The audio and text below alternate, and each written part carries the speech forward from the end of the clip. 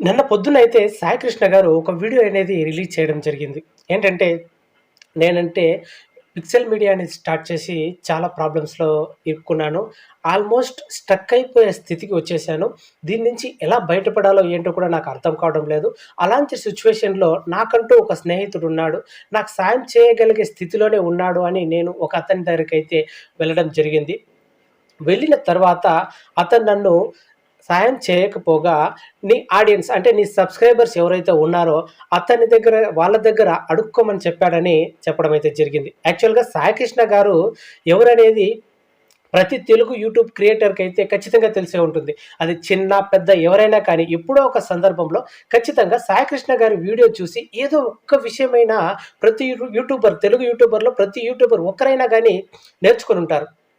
అయితే ఆయనకి ఇంతకుముందు ఒక 2, 3 ఇయర్స్ బ్యాక్ కూడా ఇలానే ఒక ప్రాబ్లమ్ అనేదొచ్చింది. నేనైతే ఆల్మోస్ట్ యూట్యూబ్ నుంచి వదిలి వెళ్ళిపోవాలి. అసలు నాకింకా బ్రతకడమో, చావడమో అనే స్థితికైతే నేనెళ్ళిపోయాను.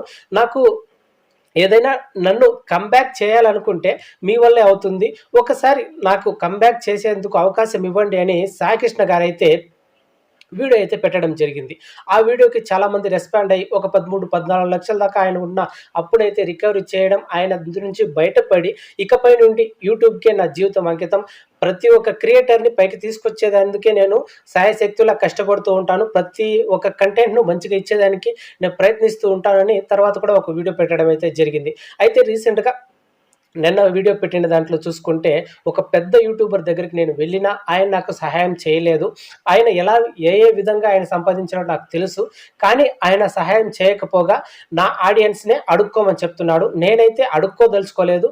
అప్పుగా అడుగుతున్నాను. నా నుంచి ఏదైనా ఒక్క విషయం మీరు నేర్చుకోగలిగింటే సరే, ఒక్క విషయమైనా మీరు నేర్చుకొనుంటే నాకు అప్పుగా ఇవ్వండి. ఆ ప్రతి రూపాయి మీకు ఖచ్చితంగా నేను తిరిగిచ్చేస్తానని ఆయనైతే నిన్న పొద్దున్న అయితే వీడియో పెట్టడం అనేది జరిగింది. ఆ వీడియో పెట్టిన తర్వాత ఆ కమెంట్స్‌లోనే చాలామంది ఆ పెద్ద యూట్యూబర్ ఎవరో, ఏంటో నాకు తెలుసు అని యాక్చువల్‌గా నాకు కూడా తెలుసు ఆ పెద్ద యూట్యూబర్ ఎవరో అని. నేను దాని గురించి పెద్దగా పట్టించుకోలేదు.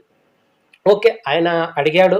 ఈయన సిట్యుయేషన్ బట్టి ఆయనకేం ప్రాబ్లమ్స్ ఉన్నాయి ఏంటో ఆయన కాదన్నాడు. ఓకే. వచ్చేసారు.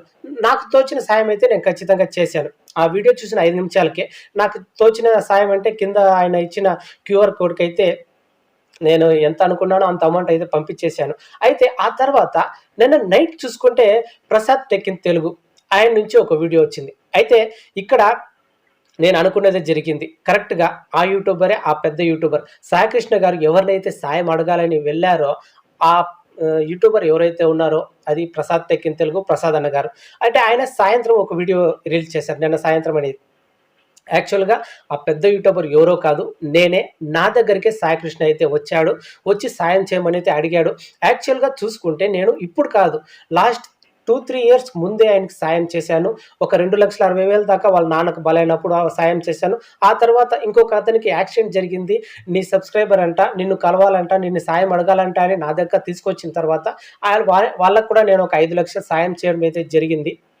యాక్చువల్‌గా ఒక 3, 4 సంవత్సరాల ముందు నా దగ్గరే పనిచేస్తున్న ఒకతను నన్ను మోసం చేసి ఒక 4,00,00,000 దాకా నా మీదైతే అప్పు మోసి ఎళ్ళిపోయాడు. దాన్ని నేను రికవరీ చేసుకుంటున్నాను. నేనైతే చాలా ప్రాబ్లమ్స్‌లో ఉన్నాను. నేను పెట్టే ప్రతి వీడియోకి ఎంత కష్టపడతానో నాకే తెలుసును. ఆయనే కాదండి ప్రతి ఒక్క యూట్యూబరు ఒక వీడియో పెట్టాలంటే చాలా కష్టపడుతుంటారు. ఈ వీడియో పెడితే దీనికి రీచ్ బాగుంటుందో లేదో, ఎలా ఉంటుంది, దీన్ని ఎలా ఇంప్రూవ్ చేయాలి, దీన్ని ఇంకా బెటర్‌మెంట్‌గా ఎలా చేయాలి, ఒక్క వీడియో పెట్టాలంటే కనీసం 2, 3 రోజులు ఆలోచించే ఆహ్, రోజు కూడా ఉన్నాయి. ఎందుకంటే యూట్యూబ్ వీడియో చేయడం అనేది అంత సులువు కాదు. కొంతమంది డబ్బా ఛానెల్స్ పెట్టుకొని ఇష్టం వచ్చినట్లు వాగేస్తుంటారు. అబద్ధాలు మాట్లాడుకొని ఛానెల్ బిల్డ్ చేస్తున్న వారు కూడా ఉన్నారు. రూమర్స్‌ని బిల్డ్ చేసి ఛానెల్‌ని పైకి తీసుకొస్తున్నారు కదా! అది కాదండి. రియల్ కంటెంట్, జెన్యూన్ కంటెంట్ చేసే యూట్యూబర్స్‌కు పడే కష్టం వాళ్ళకు మాత్రమే తెలుస్తుంది. అలానే ఆయన కూడా నేను చాలా కష్టపడి పైకొచ్చాను. ఉన్న దాంట్లో నేను చూసుకుంటున్నాను. ఎవరిని నేను అడగలేదు. అలానే ఆయన్ని కూడా ఎందుకు అంత అప్పు చేయాల్సొచ్చిందాయన? లాస్ట్ 3 ఇయర్సే ఆయన చాలా సఫర్ అయినారు కదా! అప్పుడు బుద్ధి రాలేదా? మళ్ళా ఇప్పుడెందుకు అప్పు చేసినారు? యాక్చువల్‌గా దానికి రీజన్ చూసుకుంటే సాయికృష్ణ గారు పిక్సెల్ మీడియా అనే ఒక కంపెనీ అయితే స్టార్ట్ చేసి ప్రతి ఒక్క తెలుగు కంటెంట్ క్రియేటర్‌కి ప్రతి ఒక్క విషయాన్ని క్లియర్‌గా ఎక్స్‌ప్లెయిన్ చేసే విధంగా కోర్సెస్ తీసుకొచ్చారు. ఆ కోర్సెస్‌ని ఆయన స్టార్ట్ చేసేందుకు ఆయనకి చాలా పెట్టుబడి పెట్టాల్సొచ్చిందని ఆయన చెప్పడం జరిగింది. దీనికి గాను ఆయన దగ్గరున్న ఫ్రెండ్స్ కొంతమంది పిక్సెల్ మీడియా కంపెనీలో పెట్టుబడులు పెట్టారు. ఆ తర్వాత కొన్ని కారణాల వల్ల మా డబ్బు మాకు రిటర్న్ కావాలని అడిగినప్పుడు ఈయన ఆల్రెడీ దాని మీద పెట్టుబడి పెట్టేసాం కదా! ఇక పిక్సెల్ మీడియా కంపెనీ మనదే. దానికి రిటర్న్ ఇయ్యాల్సిన డబ్బు ఎలాగోలాగ మనమే ఇవ్వాలని బయట నుంచి అప్పు తీసుకొచ్చి అయితే దాన్ని ఇచ్చేయడం జరిగింది. ఇలా ఇచ్చేసిన తర్వాత ఆ అప్పుల వాళ్ళు ప్రెషర్ ఎక్కువయ్యే కొద్దీ ఈరోజు అంటే నిన్న ఆయన వీడియో పెట్టి ప్రసాద్ అన్న గారిని కలవడం అయితే జరిగింది. ఆయన యాక్చువల్‌గా సాయం చేయగలిగింటే చేయాలి. లేకపోతే లేదు. మీ సబ్‌స్క్రైబర్స్ అడుక్కోమని ఆయన అన్నాడంటాడు. ఈయన నిన్న సాయంత్రం పెట్టిన వీడియోలో అయితే నేనెక్కడ అలా చెప్పలేదు. లాస్ట్ 2, 3 ఇయర్స్ బ్యాక్ నువ్వెలా కమ్‌బ్యాక్ అయ్యావో, ఇప్పుడు కూడా అలాగే అవ్వచ్చు కదా అని నేనైతే సలహా ఇచ్చాను. అది మా ఇద్దరికే తెలుసు నేను అన్నానో లేదో అనేది ఆయనైతే చెప్పారు. ఇది ఇలా ఉంటే మధ్యలో కొంతమంది చాలా వెధవ పనులు చేస్తున్నారండి. ఇప్పుడు సాయికృష్ణ గారికి హెల్ప్ చేయాలనిపిస్తే చేయండి. అదే కానీ ప్రసాద్ గారిని తిట్టాల్సిన అవసరం ఏమొచ్చిందండి? ఆయన ఇయ్యాలని ఖచ్చితంగా రూల్ ఏం లేదు. ఆయన చేయాలనుకుంటే చేయొచ్చు, లేకపోతే లేదు. కానీ ఈయనకి హెల్ప్ చేయాలనుకుంటే నీకు తోచిన సాయం నువ్వు చెయ్యి. లేదా ఈయన దగ్గర చాలా కోర్సెస్ ఉన్నాయి. యూట్యూబ్ క్రియేటర్స్‌కి కావాల్సిన ప్రతి కోర్స్ ఈయన దగ్గర ఉంది. ఈయన వీడియోస్ చూడకుండా యూట్యూబ్ క్రియేటర్ ఒక్కరైనా తెలుగులో ఉన్నారంటే నిజంగా ఎవరు ఉండరు. అంతలా ఈయన దగ్గర అయితే కంటెంట్ ఉంది. ప్రతి ఒక్క కంటెంట్ జెన్యూన్‌గా చాలా క్లియర్‌గా అయితే అందిస్తారు సాయికృష్ణ గారు. అలాంటి కోర్సెస్ ఈయన దగ్గర చాలా ఉన్నాయి. ఆ కోర్స్ అన్నిటిని నువ్వు ఒక 10 మంది దగ్గర కొనిపించు, ఆయనకు డబ్బులొస్తాయి కదా! అలాంటివి చెయ్యి. లేదా నువ్వే అప్పు చేసి డబ్బులు తెచ్చేయి. ఆయన అకౌంట్‌కి పంపించు. అంతేగాని సాయికృష్ణ గారి ఫ్యామిలీ మీద, వాళ్ళ అమ్మను, వాళ్ళ భార్యను, వాళ్ళ పిల్లలను అంత పెద్ద యూట్యూబర్ ఒక వీడియో మీద కూర్చొని ఏడుస్తూ వీడియో పెట్టాడంటే ఎంతలా హర్ట్ అయ్యుంటే అంటే ఆయనది ఇప్పుడు ఛానల్ కాదు. దాదాపు 10 సంవత్సరాలకు ముందు నుంచినే ఆయన ఛానల్ రన్ చేస్తున్నాడు. ఎన్ని కష్టాలు చూసి వచ్చింటే ఈ స్థాయికి వచ్చుంటాడు. యాక్చువల్‌గా నేను ఇక్కడ సాయికృష్ణ గారిని తప్పుపట్టడం లేదు. ప్రసాద్ అన్న గారిని తప్పుపట్టడం లేదు. ఎందుకంటే ఈయన నాకొక ఫ్రెండ్ ఉన్నాడు. ఆయన దగ్గరికెళ్తే నా ప్రాబ్లమ్ సాల్వ్ అవుతుందని ఒక హోప్‌తో అయితే అక్కడికి వెళ్ళడం జరిగింది. అయితే అక్కడ ఆయన సాయం చేసే స్థితిలో నేను లేను అని చెప్పేయడం అయితే జరిగింది. ఇది ఒక్కరు ఖచ్చితంగా మనకు సాయం చేస్తారని మనసులో నిండుగా ధైర్యం చేసుకొని వాళ్ళ దగ్గరికెళ్ళిన తర్వాత అక్కడ ఎలాంటి ఒక హోప్ మనకు దొరకలేదంటే అది ఎంత బాధనిస్తుందో నాకు తెలుసు. అలాంటి పరిస్థితిలో ఈయన వచ్చి వీడియోనైతే పెట్టాడు. 100 కోట్ల యూట్యూబర్ నేను సాయం అడడానికి వెళ్తే నాకు ఎలాంటి రెస్పాన్స్ ఇవ్వలేదు. నాకు చాలా అవమానకరంగా అయింది అనేసి. అంటే ఈయన సాయం ఎలాంటిది నేను పొందలేకపోయాననే బాధతో మాట్లాడిండొచ్చు. కానీ ఆయన పాయింట్ ఆఫ్ వ్యూలో ఏం చెప్తున్నారంటే నేను ఆల్రెడీ చేశాను. ఆల్రెడీ నన్ను నమ్మి నా దగ్గర ఉన్నవాడి దగ్గరే నేను 4,00,00,000 మోసపోయాను. అందుకే నేను ఎవ్వరికి సాయం ఇకపై చేయదలుచుకోలేదు అనైతే ఆయన మాట్లాడేశాడు. ఇదని ఓకే. ఇక్కడ సాయికృష్ణ గారిది తప్పు లేదు. ప్రసాద్ గారిది తప్పు లేదు. మధ్యలో తప్పు ఈ అడ్డమైన వెధవలు కామెంట్ చేస్తున్నారు చూడండి వాళ్ళదే. అసలు మీ ఇంట్లో మీ అమ్మ, అక్క, చెల్లి, భార్య ఉంటారు కదా! ఇప్పుడు రోడ్లో నువ్వు నడుచుకుంటూ వెళ్తుంటే అనవసరంగా నిన్నెవడైనా తిడితే నీకెలా ఉంటుంది?